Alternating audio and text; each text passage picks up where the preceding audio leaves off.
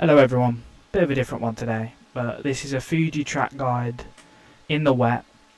Obviously the lap times won't be as representative for all cars and for all conditions because conditions are always changing, but this is more about a track guide for the lines and the dry patches, the wet patches of the track, so hopefully you guys enjoy.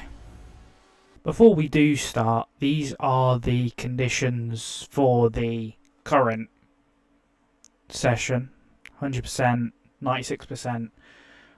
Obviously, track could be different depending on time of day. This is fairly used track if I go to the track. Yeah, extensive use. 69 degrees Fahrenheit, mostly wet. Disclaimer, this is what the screen will look like for the majority of the run through of the track, just so you can see my driver inputs, time of day, etc. It's coming down to T1 here. The braking points can vary, obviously, depending on how wet the track is, but I just like to brake about 50 metres before the 150, not even 50, 25 before the 150, and brake needs to be no more than above 50%. So yeah, just keeping it 50 the whole time. No need to go over. Any more over, you lock the tyres. Any more under, you don't slow down enough. And coming in, you don't want to hit the apex. There's so much water on this inside curb. It's 10 times better. So just hang it around the inside. There's less water on the outside. Tyres have more friction to the ground, more grip even. You want to go down to first. There, you just want to get on throttle, just creep up on throttle. Creep up, and then once you're almost in a straight line, gun it. Sometimes you might want to short shift up to second, maybe get on throttle a little bit later, earlier even, but this is just what I feel like is the easiest.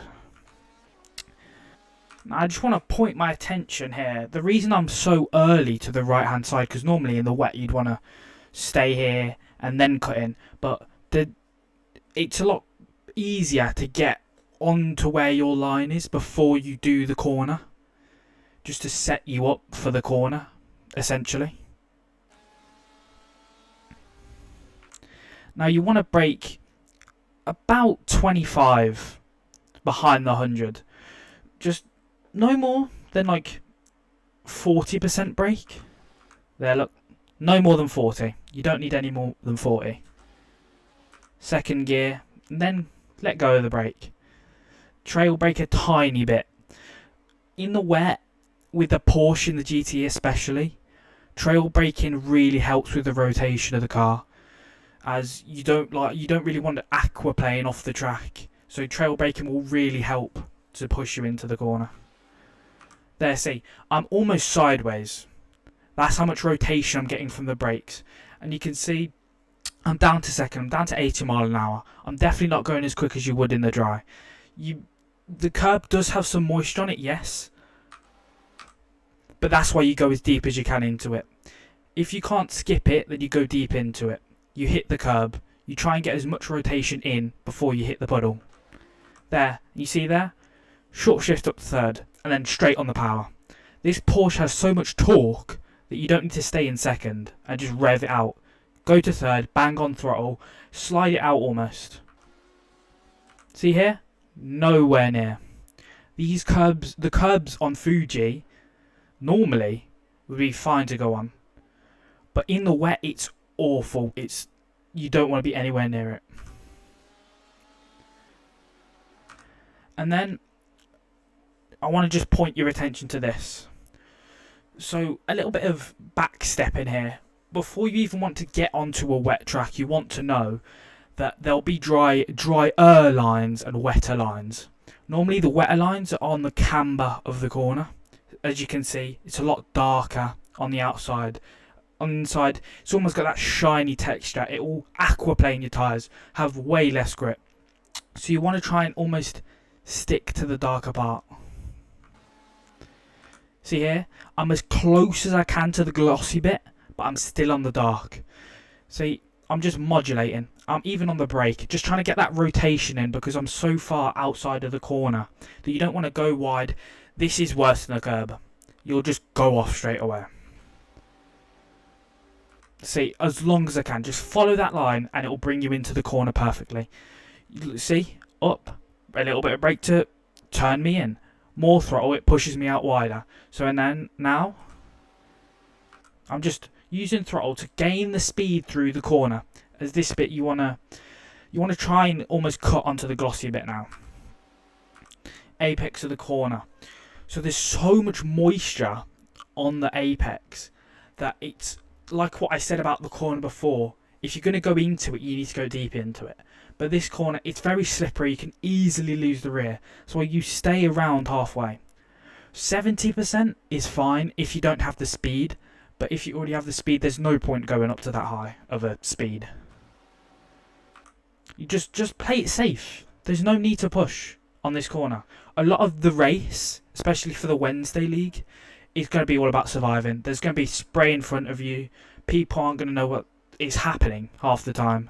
So you just play it safe. There's no need to push that hard. Obviously, this is a quali lap almost, so I can push. See, I'm on the throttle and it's slipping the rear. I'm getting the rotation to the outside of the corner, trying to set me up for the next one. Boom, I'm in a straight line and I'm immediately on the brakes.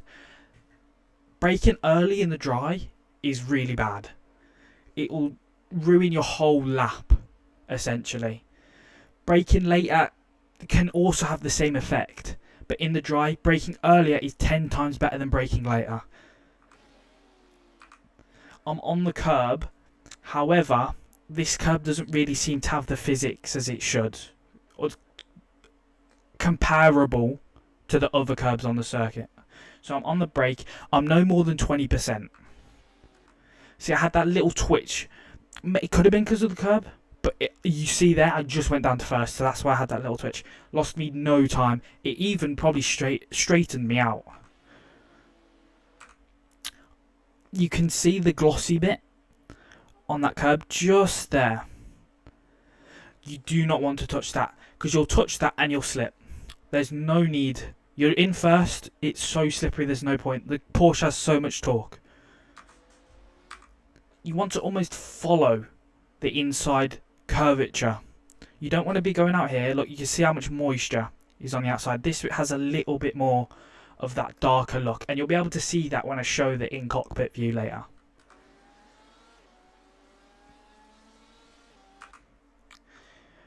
Coming up to this corner, it's a very difficult corner, this one. There's so much water on the inside that sometimes it will just aquaplane you off. It's very miss and match sometimes, but you need to drop the percentage chance you'll go off and increase the percentage chance you'll stay on the track and gain time.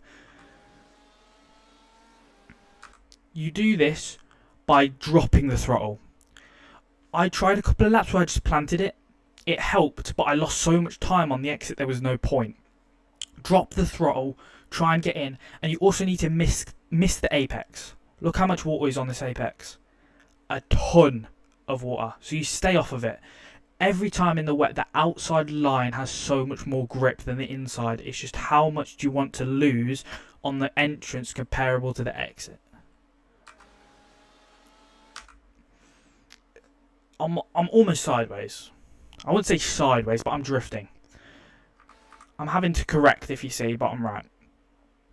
But the moment I start correcting, boom, I'm on the throttle. Because the Porsche will just even itself out. I don't know about any of the other GTE cars.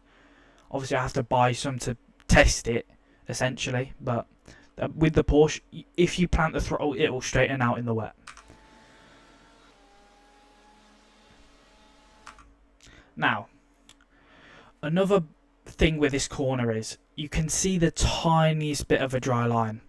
However, driving on that dry line will slow your outside tyres a lot quicker than your inside, which will push you into the curb, and then that curb is a death sentence on that corner, because especially with it being an 8-second slowdown, you do not want to be getting that during the race. I brake there, 25 metres below the 50. 25 to 50 below. This corner's not about getting the perfect braking point. It's about braking and surviving.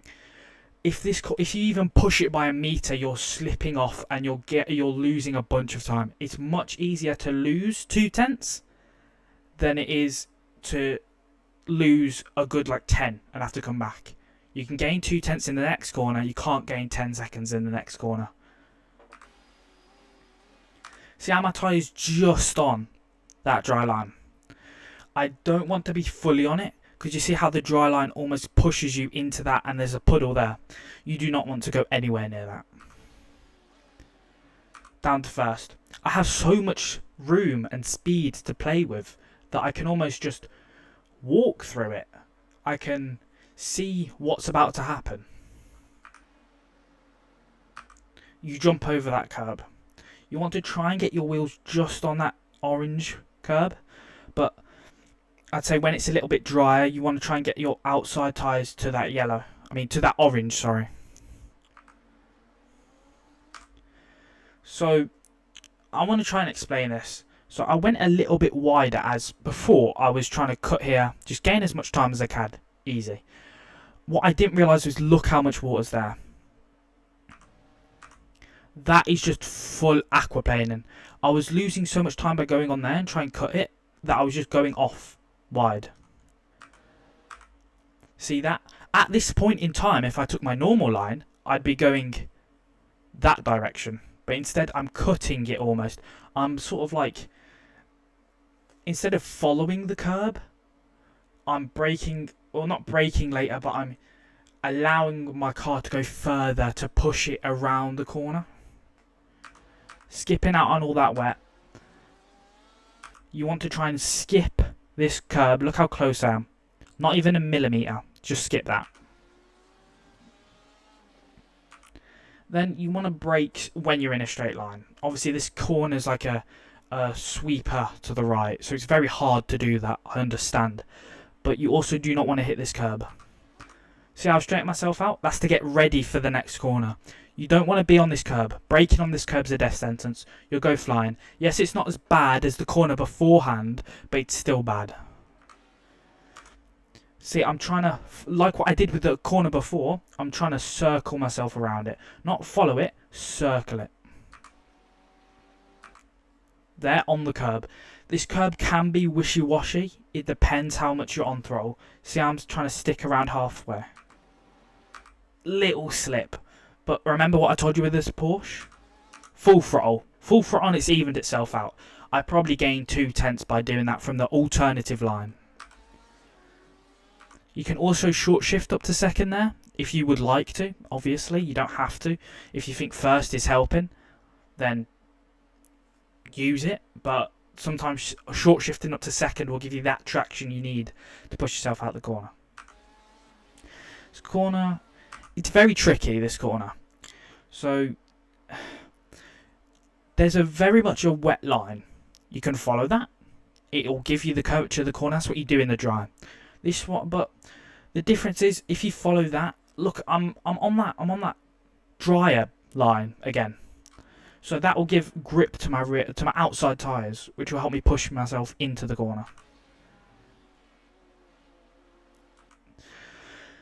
So this corner, it's a hard one, but it's easy to get your head around. There's so much water here that it's easier to just skip this bit and skip over the water almost. So you want to try and get on the curb and push yourself. Little slide, but remember, full throttle and it evens itself out. You want to try and brake in a straight line as well. These cars don't have any ABS. I forgot to say it earlier in the video. These cars have no ABS, so you want to brake earlier. Down to first. Using the brakes, just modulating the brakes to get that turning, get that trail braking. On the throttle, on the throttle. V'd that off perfectly to get a nice line. Also, nowhere near the curb. That curb has so much moisture, it's almost like a bucket. It'll keep the moisture. The moment your wheel hits that, bang, and you're like sliding and slipping and you're losing so much time down the whole straight. But yep, that was a lap around Fuji, fully explained. Tried to go through everything. Obviously, lap times won't be that much of a help but it's more about the lines you take and how you go around the track. Now this is a lap around Fuji, no commentary.